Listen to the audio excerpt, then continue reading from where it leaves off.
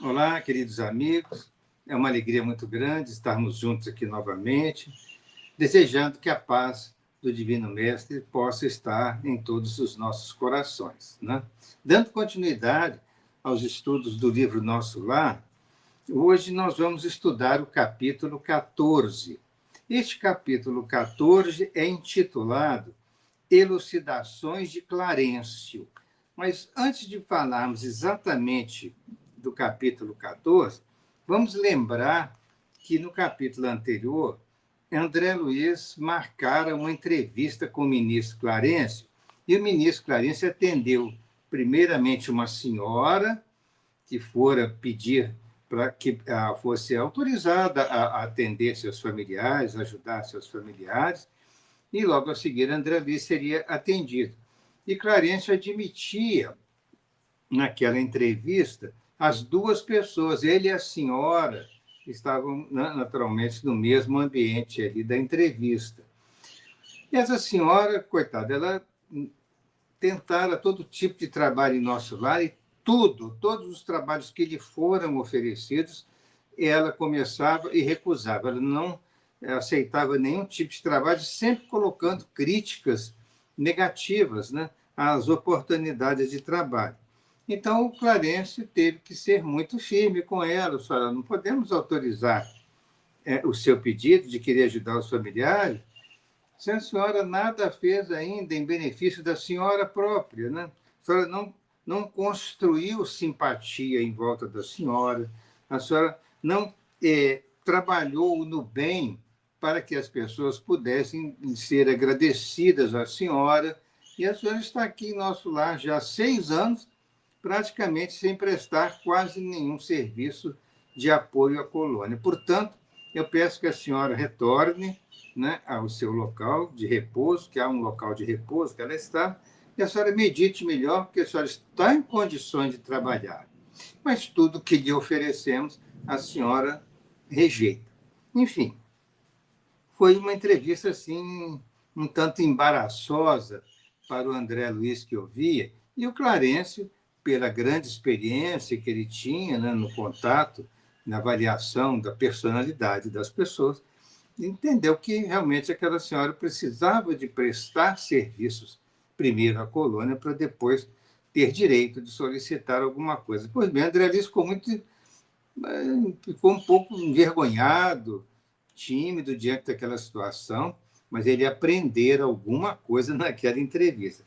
Tanto que quando o instrutor Clarencio disse para ele, né, que estava às ordens, André Luiz estava ainda assim muito preocupado. O que seria, o que Clarencio falaria com ele, já que Clarencio fora muito firme com essa senhora, mas essa senhora realmente ela não tinha a menor possibilidade de solicitar uma certa vantagem da colônia em benefício dela se ela não prestar serviço em benefício de ninguém. Pois bem, aí André Luiz fala assim, olha, que pulsava-me o coração fazendo-me lembrar o aprendiz acanhado, tímido, diante de examinadores rigorosos.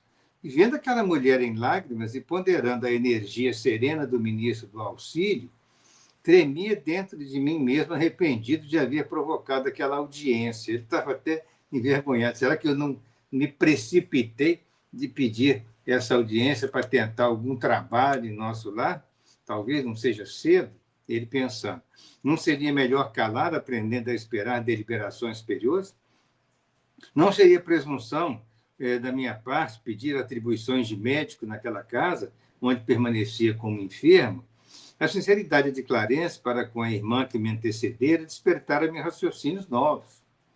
Quis desistir, renunciar ao ensejo da véspera e voltar ao aposento, que me era impossível, mas me era impossível.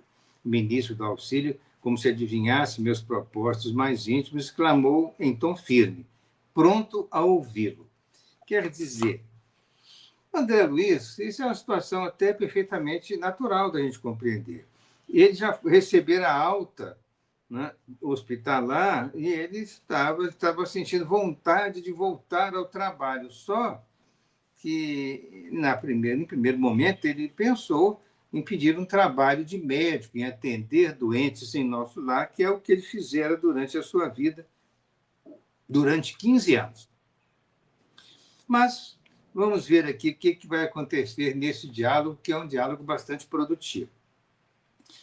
Ia solicitar instintivamente qualquer serviço médico em nosso lar, embora a indecisão que me dominava. Entretanto, a consciência me advertia. Bom, por que referir-se a um serviço especializado?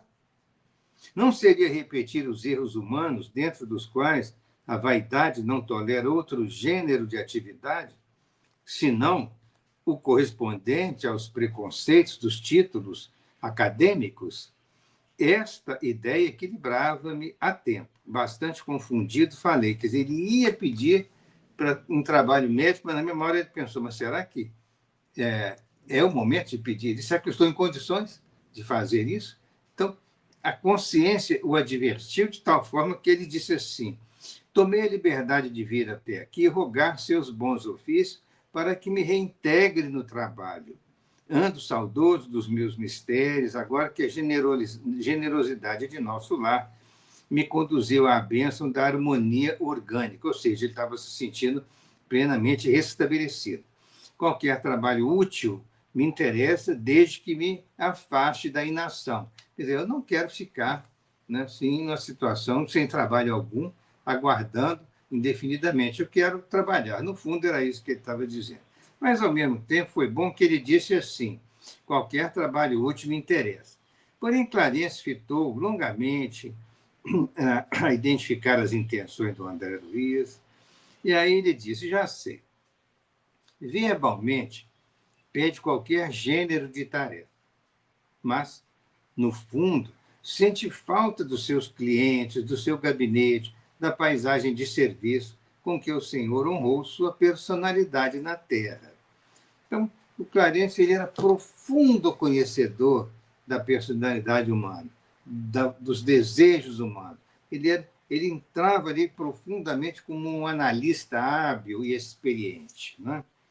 Até aí, as palavras dele eram jatos de conforto e esperança que eu recebia no coração com gestos confirmativos. Depois de uma pausa mais longa, porém, o ministro prosseguiu. Agora o ministro vai fazer uma análise um pouco mais aprofundada da situação do André.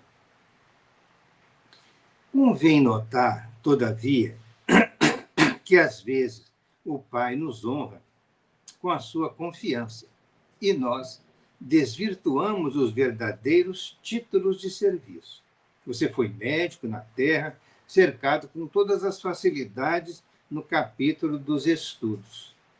Nunca soube o preço de um livro, porque seus pais generosos lhe custeavam todas as despesas. Então, ali o Clarence está analisando a própria vida do André Luiz, as facilidades todas que ele teve. Ele nunca teve nenhuma dificuldade em comprar nada, em se preparar dentro da faculdade. Eram coisas, às vezes, objetos de estudo, instrumentos, livros, coisas mais caras, os pais sempre ajudando. Então, ele começou a colocar, o Clarence colocar as facilidades que ele teve na vida. Pois bem, logo depois de graduado, terminou o curso médico, né, você começou a receber proventos compensadores. Não teve sequer as dificuldades do médico pobre, compelido a mobilizar relações afetivas para fazer clínica. Ele não. Ele, por ter uma condição financeira familiar boa, ele, logo que ele terminou, naquela época antiga, era comum isso, né? O médico começava a clinicar de imediato. Vamos dizer, fazia 6 anos de curso médico, terminava o seu curso aí com 24, 25 anos de idade, e montava logo o seu consultório, tendo ele condições, evidentemente, condições financeiras para isso, e começava a clinicar, a consultar seus pacientes, a examinar, a pedir exames, a fazer diagnósticos, a propor soluções médicas do ponto de vista de tratamento, né, terapia, ou encaminhar um paciente para uma cirurgia, talvez o caso não fosse com ele, encaminharia para mais alguém, ou seja, ele começou a trabalhar de imediato sem qualquer dificuldade. Tá? Prosperou tão rapidamente que transformou facilidades conquistadas em carreira para a morte prematura do corpo. Enquanto moço e sadio, cometeu numerosos abusos dentro do quadro de trabalho a quem Jesus o conduziu. Agora, Clarence começa a entrar um pouco mais profundamente na questão de atividades e comportamentos de André Luiz quando muito jovem. E ante aquele olhar firme e bondoso, ao mesmo tempo, estranha perturbação apossara-se de mim, diz André Luiz. Respeitosamente, eu ponderei. Reconheço a procedência das observações, mas, se possível, estimaria obter meios de resgatar meus débitos, consagrando-me sinceramente aos enfermos deste parque hospitalar. Ele agora já pede para poder a oportunidade de atender os pacientes. Pois bem, olha só. Na verdade, desculpa, na verdade, Clarence analisou a situação e ele colocou uma expressão aqui, morte prematura, porque lá no início, vocês se lembram, quando André Luiz passou uma temporada no umbral, cerca de 8 a 9 anos, alguns espíritos perseguidores, cruéis, falavam, você é um suicida, acusavam ele de suicídio, e ele não entendera por que estavam fazendo isso. Quando foi examinado pelo médico do nosso lar, o médico falou, infelizmente, foi uma pena que ele veio como suicida. Na verdade, nós sabemos que existem dois tipos de comportamentos que levam ao suicídio. Né? Existe o suicídio consciente e o suicídio inconsciente. Ou alguns costumam falar direto e indireto. Mas o suicídio consciente é quando o indivíduo toma a decisão de tirar a própria vida. Deixa lá um bilhete para a família, usa de uma arma, de um veneno, qualquer coisa. Mas o suicídio inconsciente é um indivíduo, ele não quer, evidentemente, ele não pensa em tirar a própria vida em momento nenhum. Porém, ele atua de forma a que progressivamente ele vai prejudicando a saúde do corpo e progressivamente ele vai a uma desencarnação, mesmo antes do momento previsto. Lembremos-nos que André Luiz clinicou por apenas 15 anos. Provavelmente desencarnou por volta dos seus 40 e poucos anos. E ele teve problemas de doença, de sífilis, né, quando mais jovem, e de comportamentos, né, desvios de comportamento, de sexualidade dos jovens, que era comum na época. E aí a pessoa podia ficar com uma determinada doença transmissível, né, sexualmente. Então, ele evoluiu para uma situação desse tipo. Depois ele teve outras situações, por exemplo, quanto à questão de ingerir bebidas alcoólicas. Não que ele fosse um alcoólatra, no sentido clássico do termo, mas ele abusou um pouco nessa área, né, de ingestão de alcoólicos. A forma também, muitas vezes, dele relacionar-se com determinados pacientes, ele mesmo já falou isso aqui para trás no livro, que ele era assim, às vezes ele tinha um gênio muito irascível, né? Ele ficava assim, de um relacionamento assim desagradável às vezes, de não aceitar, perder a paciência com determinados pacientes que não era para ter perdido, né? Ficar assim agindo de uma forma assim, uma não aceitação, né, de determinados tipos de pacientes, que ele se sentia assim tocado de uma forma um pouco da exigência de determinados pacientes, que ele reagia de uma forma desagradável. Então, é a questão do gênio, né? Ao invés de usar, digamos, a paciência, a compreensão, né? Aprofundar-se um pouco nas situações do paciente, sem se exasperar, a palavra certa seria sem se exasperar com o comportamento de certos pacientes, e nós médicos sabemos que há pacientes difíceis de relacionamento com o médico, pacientes extremamente exigentes, pacientes que cobram, um nível de cobrança muito elevado. Então, o médico pode, às vezes, ter um relacionamento ali de desentendimento, de exasperação. Então, muitas coisas aconteceram na vida dele, de condutas indevidas quando jovem, do uso de alcoólicos, do próprio, digamos assim, a personalidade, o comportamento, a abordagem, o acolhimento de certos pacientes, às vezes levava ele a estados de exasperação. Então, somando tudo isso, ele acabou evoluindo para uma situação de doença intestinal, mas ele sem saber, mas essa doença evoluíra pelos comportamentos antigos e também pelo próprio sistema nervoso, né? A tensão, o estresse emocional influenciando em seu organismo. O fato é que nós não traremos, não sabemos detalhes maiores, mas sabemos que ele partiu antes do tempo, foi considerado como um suicida inconsciente. Jamais ele desejava por fim a vida. Mas há verdades amargas que às vezes são ditas e a pessoa precisa de ouvi-las para se posicionar melhor perante agora a nova vida na espiritualidade. Impulso muito nobre, disse Clarencio, sem austeridade. Contudo, o impulso nobre é que ele volta a falar que ele desejaria algum tipo de trabalho. Contudo, é preciso convir que toda tarefa na terra, no campo das profissões, é convite do Pai para que o homem penetre os templos divinos do trabalho. O título para nós é simplesmente uma ficha, mas no mundo costuma representar uma porta aberta a todos os disparates. Com essa ficha, o homem fica habilitado a aprender nobremente a servir ao Senhor no quadro de seus divinos serviços no planeta.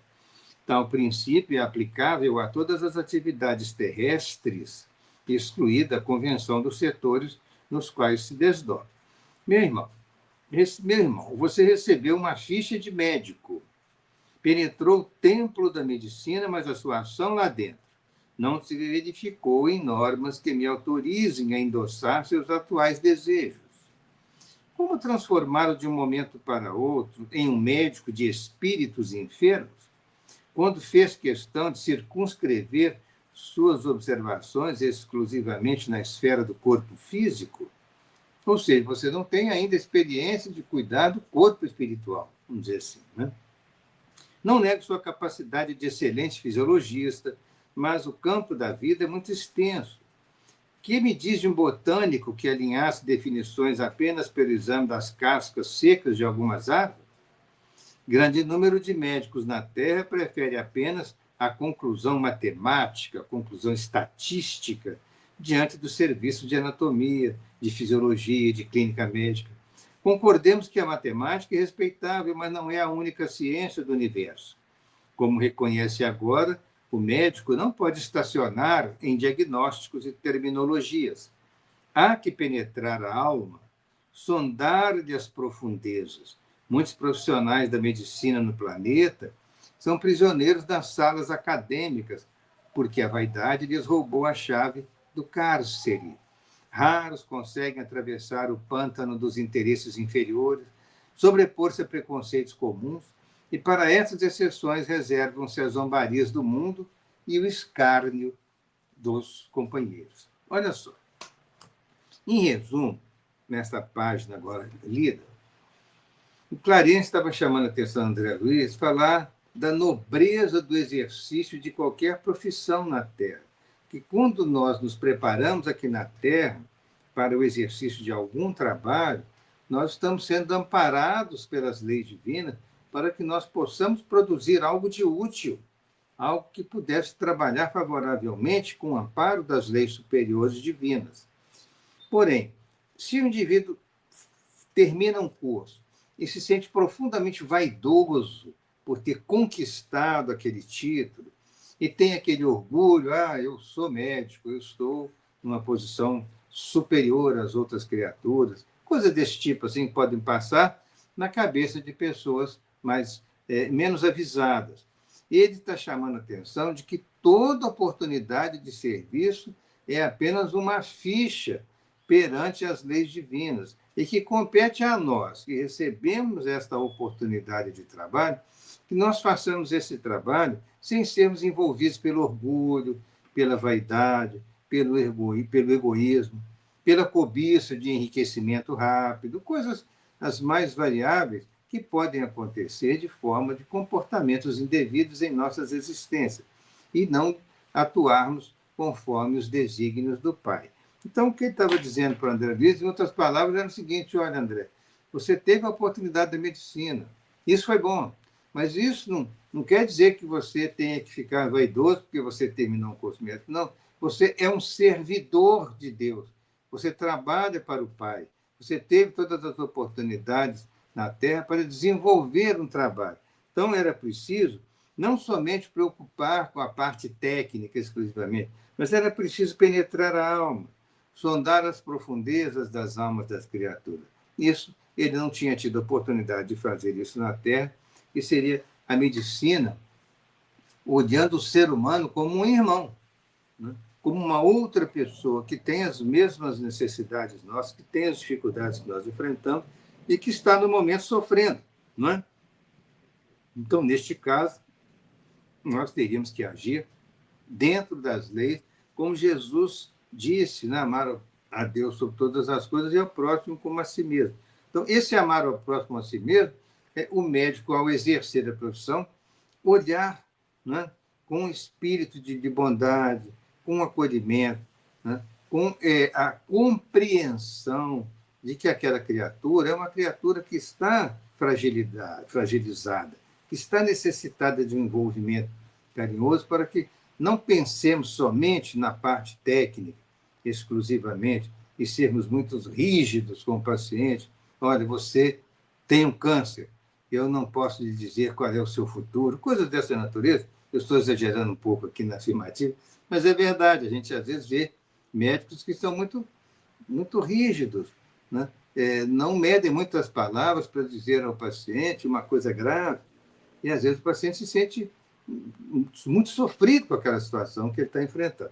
Então, coisa dessa natureza, eu estou esticando os comentários nesse sentido, porque você veja a maneira do profissional exercer o seu trabalho, que ela não se pode deixar de lado a questão do envolvimento fraternal com o paciente. Compreender que ele é uma pessoa, que ele é um irmão nosso, e que ele está fragilizado, necessitando de todo o amparo.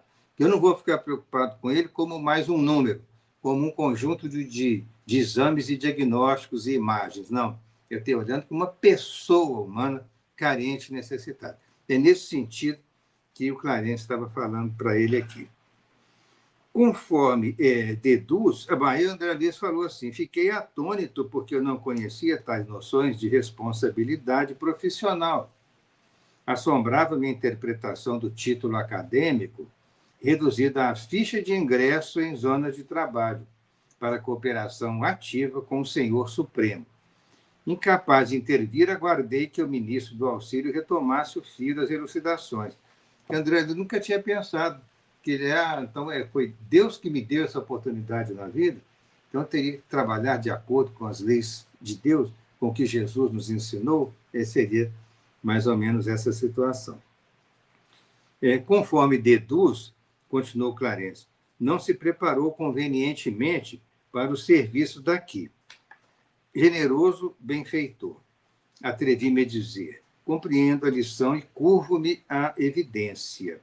E, fazendo esforço para conter as lágrimas, pedi humilde. Submeto-me a qualquer trabalho nesta colônia de realização e paz. Então, André Luiz agora chegou num ponto que ele falou, olha, ministro, eu estou disposto a fazer qualquer tipo de trabalho, realmente, eu não quero ficar parado. No fundo, ele estava dizendo isso. E o Clarence estava sendo firme com ele, mas agora o Clarence vai amaciar um pouco. Por que ele estava dizendo isso? Ele estava dizendo para que ele, André Luiz, se sentisse analisado perante as novas realidades da vida espiritual. O que ele iria desenvolver na sua vida daqui para frente, no mundo espiritual. Um aprendizado novo, um horizonte enorme de trabalho se descortinava para ele dali para adiante. O aprendizado realmente seria grande. Então, ele, não, evidentemente, como médico humano, ele não estava preparado para exercer a medicina no mundo espiritual. Certo que ele tinha que aprender muito ainda no mundo espiritual para que começasse a atender enfermos na qualidade de médico. Mas ele, então, falou, não, eu quero qualquer trabalho, eu ficaria feliz.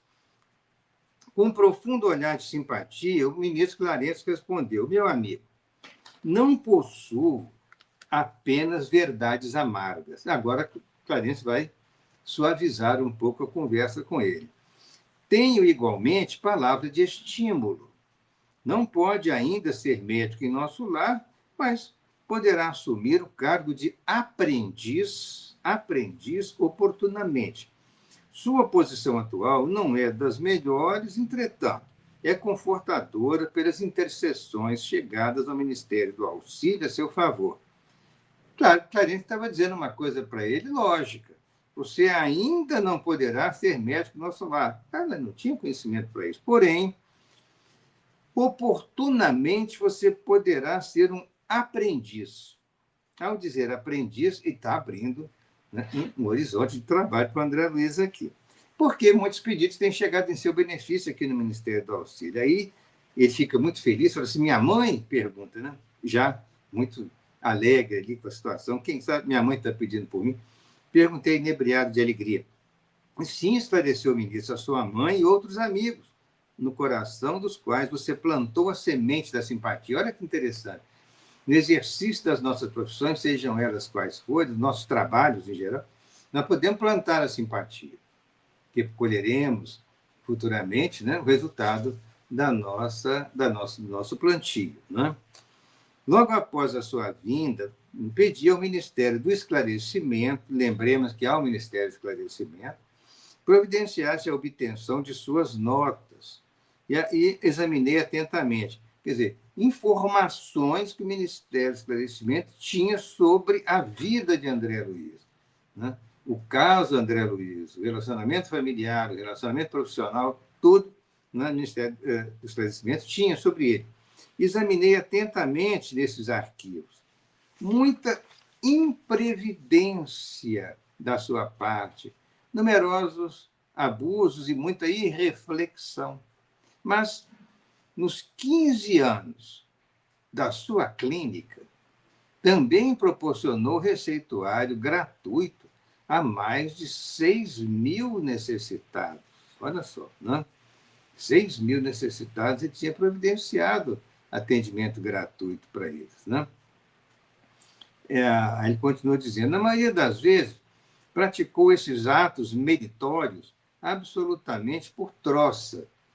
Como quem diz, eu vou atender ele não tem condição, mas tudo bem, não é aquela situação, né, de ter aquela responsabilidade profunda de, não, eu vou fazer esse trabalho de forma, né, caritativa, não vou cobrar nada. Então, a forma da pessoa atender também tem isso, mas não deixou de atender os 6.000 que ele, né, forneceu o receituário gratuito para essas pessoas.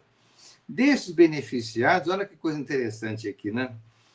Desses beneficiados, 15 não o esqueceram e têm enviado até aqui veementes apelos em seu favor, né? Agora, mesmo ele tendo atendido assim, sem muita preocupação, mas olha, o verdadeiro bem espalha bênçãos em nossos caminhos, disse o instrutor, o ministro Claret.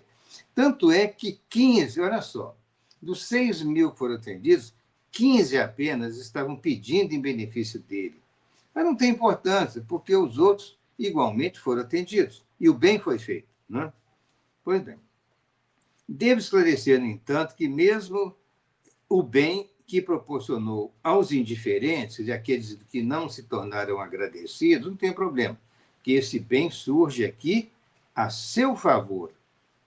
Concluindo a sorrir as elucidações surpreendentes, Clarence acentuou. Aprenderá lições novas em nosso lar e, depois de experiências úteis, cooperará eficientemente conosco, preparando-se para o futuro infinito. Olha que frase linda, né? Aprenderá lições novas em nosso lar e, depois de experiências úteis, cooperará eficientemente conosco, preparando-se para o futuro infinito. Senti-me radiante. Pela primeira vez, chorei de alegria na colônia. Quem poderá entender na terra semelhante júbilo? Por vezes é preciso se calhe o coração no silêncio divino. Olha só que interessante. André Luiz fora pedir serviço. No meio da entrevista, no início da entrevista, ele entendeu que não deveria pedir para ser médico, entendendo que ele ainda não aprendera o suficiente, mas que desejara, afinal de contas, depois de todos os esclarecimentos, todos os entendimentos, que ele queria qualquer tipo de serviço. E Clarence, então, disse para ele, olha, eu não tenho só notícias amargas. Tem notícias boas também. Você poderá, disse para ele aqui, né, que nós falamos agora há pouco aqui, né, você poderá vir a ser aprendiz oportunamente. Aguardar um pouco, vai chegar um momento, nós vamos criar uma situação de trabalho para você, que o livro aqui vai mostrar isso para a gente mais adiante. Não vai demorar muito, vai acontecer a oportunidade de trabalho para ele, vai. Mas olha só que o ministro está dizendo meio assim que profeticamente aqui, dizendo o seguinte, né?